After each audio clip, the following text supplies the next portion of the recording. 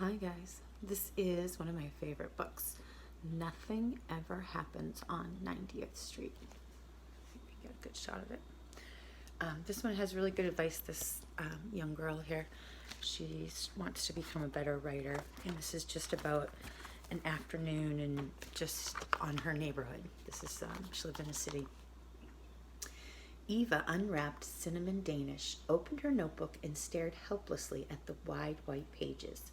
Write about what you know, her teacher, Mrs. DeMarco, had told her.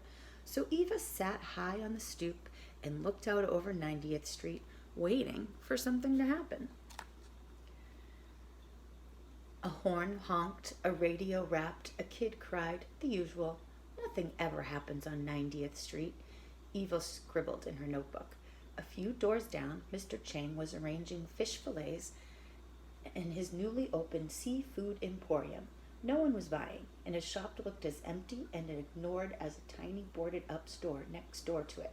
He nodded to a woman passing by and called hello to Eva.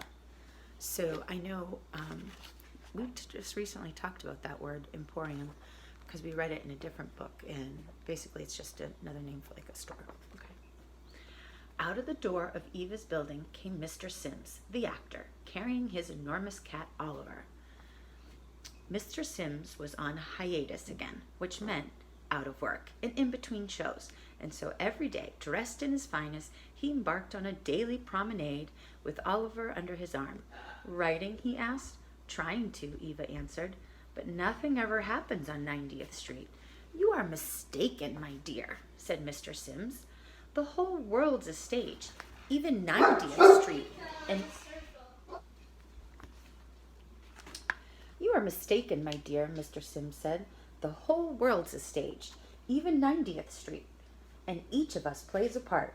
Watch the stage, observe the players carefully, and don't neglect the details, he said, stroking Oliver. Follow an old actor's advice, and you will find you have plenty to write about. Thanks, Eva said, and as fast as she could, using as many details as she could recall, Eva described Mr. Sims in her notebook. His felt fedora hat, his curly gray hair, his shiny button shoes. When she looked up, he was halfway down the street, and Mr. Morley, the moose maker, was at his window.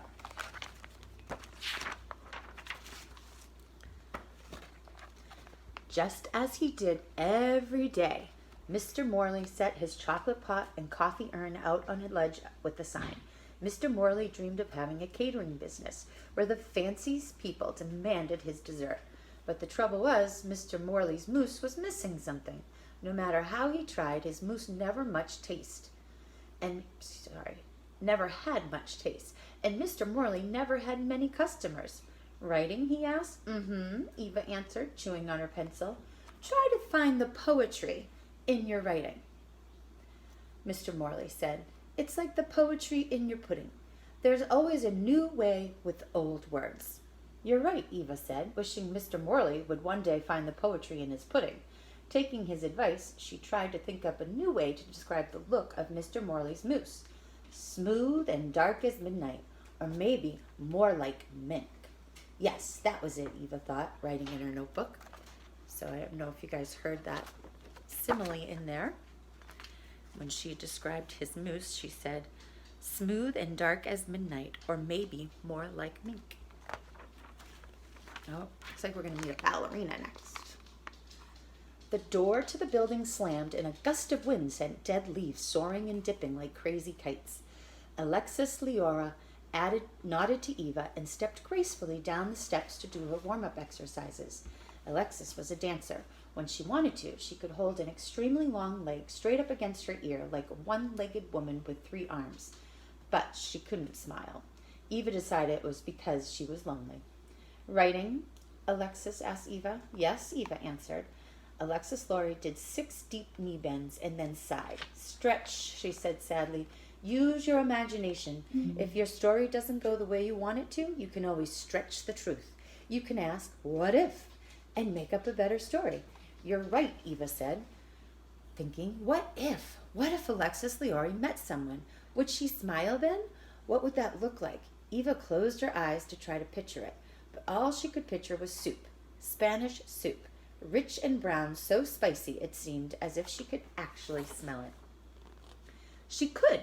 When Eva opened her eyes, Mrs. Martinez was standing beside her. She nodded to Alexis Leori as she handed Eva a bowl of soup.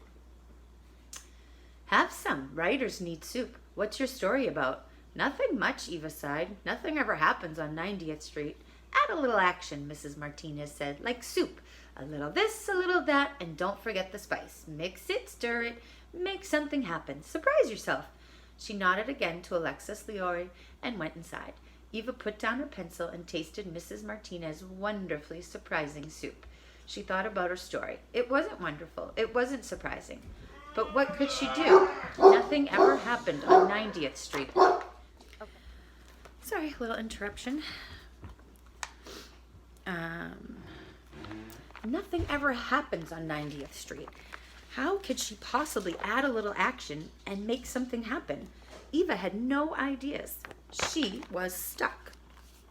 Then Mrs. Friedman from up the block came wheeling baby Joshua in his stroller. He was holding a bright... I just lost my place, sorry. He was holding a bright red ball in two tiny fat hands.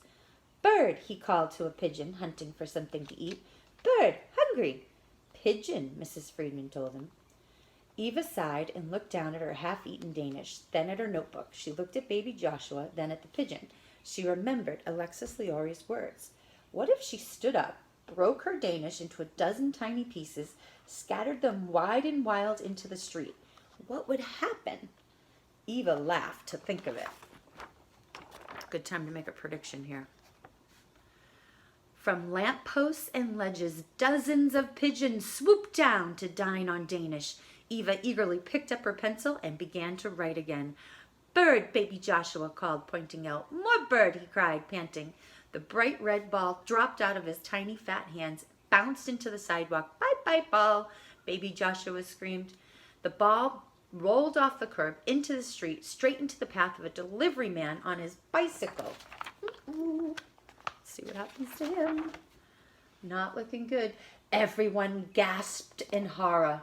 Alexis Leori paused in mid-plie and leaped to the rescue. She got there just as the pizza delivery man landed, right side up on her feet.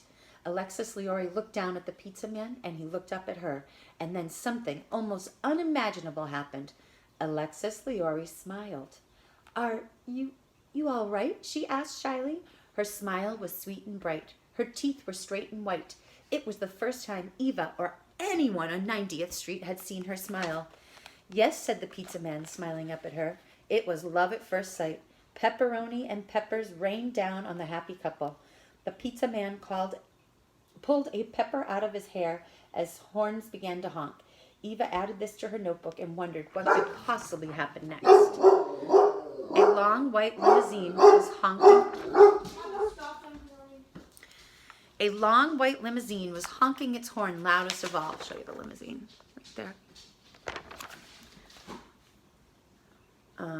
The limo driver rolled down his window.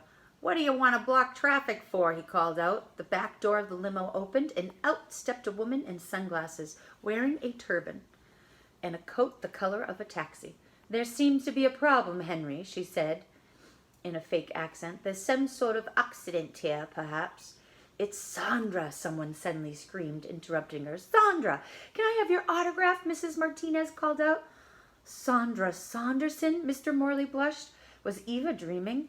There in the middle of 90th Street, larger than life, stood Sandra Saunderson, star of stage, screen, and the sensational soap opera, One World to Live In.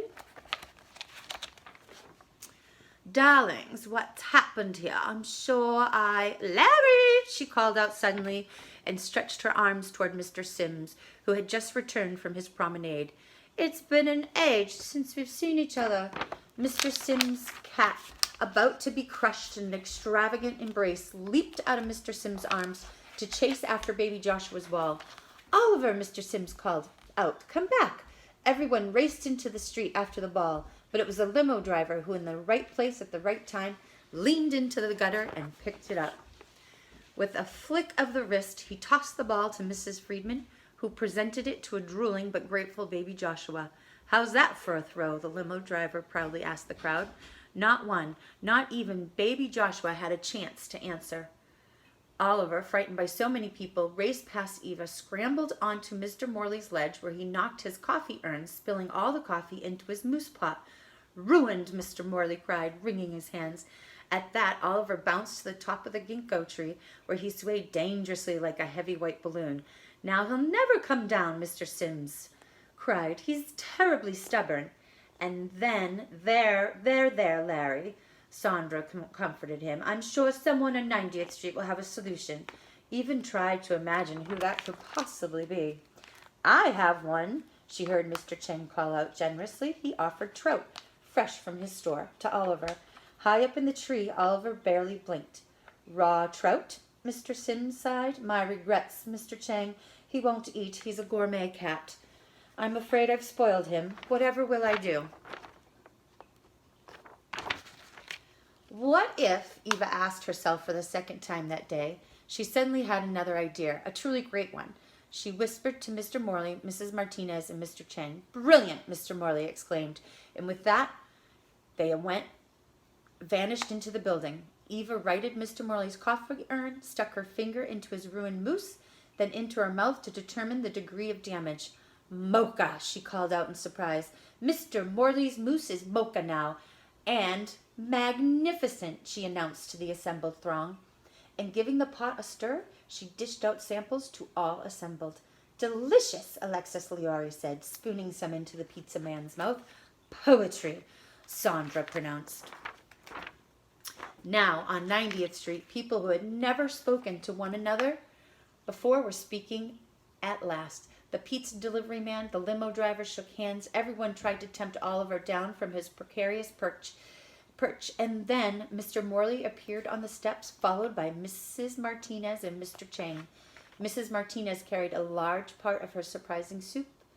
Mr. Morley carried a platter of Mr. Chung's trout, now surrounded by many tiny vegetables and cooked to perfection, with the addition of a cup of Mr. Morley's cat-created mocha mousse.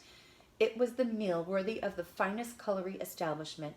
"Do you smell that, Oliver?" Mr. Sims called, fanning the stream so the rose of the ginkgo tree, the stem, not the stream, sorry, if you saw that picture.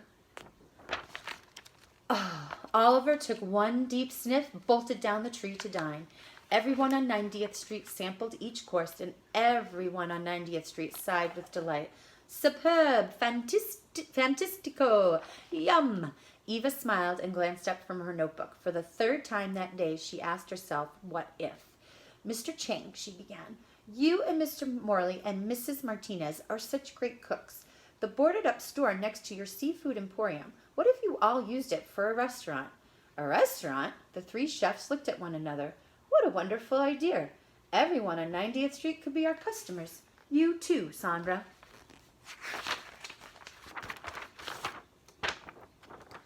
"Everyone but me," Mr. Sims said regretfully. "Just now I'm in between jobs and a bit low on cash."